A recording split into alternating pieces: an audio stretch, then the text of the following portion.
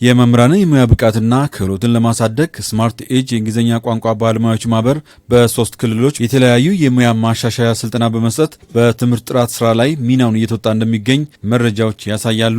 የጋራ ምክክር መድረክ ላይ ተገኝተው ንግግር ያደረጉት የሲዳማ ክልል ትምህርት ቢሮ ምክትል ኃላፊና የመምህራንና የትምህርት አመራር ልማት ዘርፍ ኃላፊ አቶ ተክሉ አዱላ የተጀመሩ የትምህርት ለውጥ ስራዎች ተጠናክረው እንዲቀጥል በቅንጅት በተከናወኑ ተግባራት ለውጥ መመዝገቡን አብራርተዋል።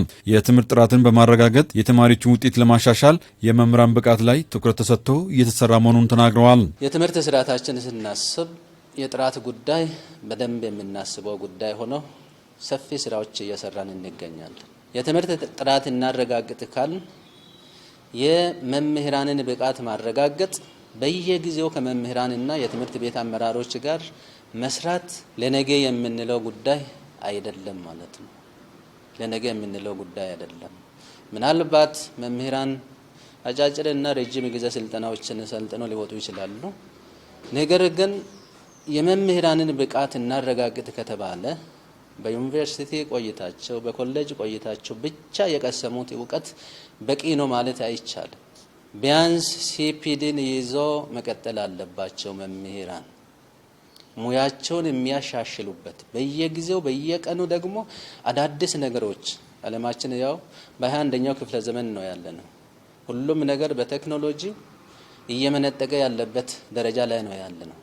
በዚህ ሁኔታ ላይ ያለን መምህራን በየጊዜው ሙያቸውን ለማሻሻል ጥረት ማድረግ ያስፈልጋቸዋል ማለት ነው። መምህራን የሙያ ብቃታቸውን በየጊዜው በማሳደግ የተጀመሩ የትምህርት ለውጥ ስራዎችን ስኬታማ ማድረግ ይገባል ሲሉም አቶ አሉላ አዱላ አሳስበዋል። በሐዋሳ ዩኒቨርሲቲ ማህበራዊና ስነሰብ ኮሌጅ ረዳት ፕሮፌሰርና የስማርት ኤጅ የእንግሊዝኛ ቋንቋ ባለሙያዎች ማህበር ፕሬዝዳንት ዶክተር አብይ ዘውዴ የትምህርት ባለሙያዎችን አቅም ከማሳደግ ረገድ ማህበሩ ሚናውን እየተወጣ እንደሚገኝ ገልጸዋል። በተለይም የትምህርት ባለሙያዎች አቅምን በተለያዩ ስልጠናዎች በማሳደግ ለተማሪዎች ውጤት መሻሻል ማህበሩ የበኩሉን ድጋፍ እያደረገ እንደሆነም ተናግረዋል። ማህበሩ በሲዳማ በደቡብ ኢትዮጵያና በማዕከላዊ ኢትዮጵያ ክልሎች ውስጥ በተመረጡ ትምህርት ቤቶች ከእንግሊዝኛ ቋንቋ ስልጠናም በተጨማሪ የተለያዩ የትምህርት ግብዓቶችን በማቅረብ ድጋፍ እያደረገ እንደሚገኝም ጠቁመዋል።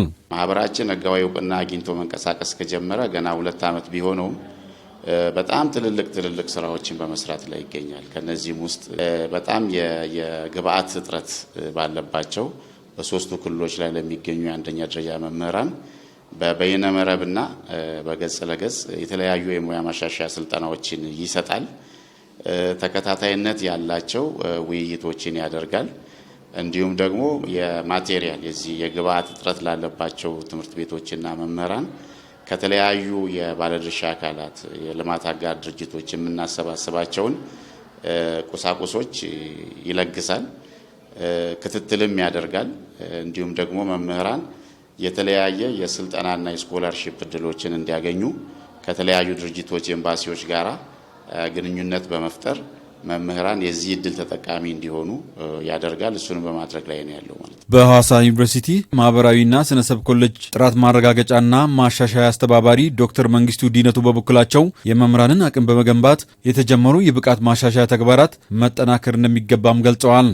እንደምናየው ዓለም ሁሉ ጊዜ በለውጥ ላይ ነች። አሁን ደግሞ ከቴክኖሎጂ ፈጣን እድገት ጋር ተያይዞ ለውጡ እንደ ድሮ በአመታት እየተጠበቀ ጠብ የሚል አይደለም። እለት በእለት ፈጣን ለውጥ ነው ያለው። ያ ከዚያ ለውጥ ጋር አብሮ መራመድና መሄድ ካልተቻለ በብዙ ነገር እንጎዳለን። እንግሊዝኛ ደግሞ እንደ አገር የትምህርት መስጫ ቋንቋ ሆኖ በከፍተኛ የትምህርት ተቋማትና በሁለተኛ ደረጃ የትምህርት ቤቶች የማስተማሪያ ቋንቋ ነው። ስለዚህ መምህራኖቻችንን የምናሰለጥነው በእንግሊዝኛ ቋንቋ ነው። ሄደው የሚሰሩትም በእንግሊዝኛ ቋንቋ ነው። አንደኛ ደረጃ ሲሆን በአካባቢ ቋንቋ ነው። ሰለጥነው መምህር ደግሞ መምህርም ተማሪም አብዛኛውም ትምህርት መማረው እውቀትን የሚያገኘው ክህሎትን የሚያገኘው እንግሊዝኛን እንደ መማሪያ ቋንቋ አድርጎ ስለሆነ የሀገራችንን አጠቃላይ የትምህርት ዘርፉን የጥራት መሻሻል ካሰብን የእንግሊዝኛን ቋንቋ ክህሎትና እውቀት ማሻሻል የግድ ነው። የተለያዩ የትምህርት አይነቶችን የሚያስተምሩ መምህራንንም የቋንቋ ክህሎትና እውቀት ማሻሻል ታሳቢ ተደርጎ መሰራት አለበት። ከመድረኩ ተሳታፊዎች መካከል መምህር ተከተል ሀሚቾና መምህር ጽጌ መልካሙ በጋራ በሰጡት አስተያየት ከስማርት ኤጅ የእንግሊዝኛ ቋንቋ ባለሙያዎች ማህበር ባገኙት ስልጠና ውጤታማ መሆናቸውን ገልጸው ለትምህርት ጥራትና ለተማሪዎች ውጤት መሻሻልም የመምህራን የሙያ ብቃት ወሳኝ በመሆኑ ሊጠናከር ይገባል ሲሉም አስተያየት ሰጥተዋል።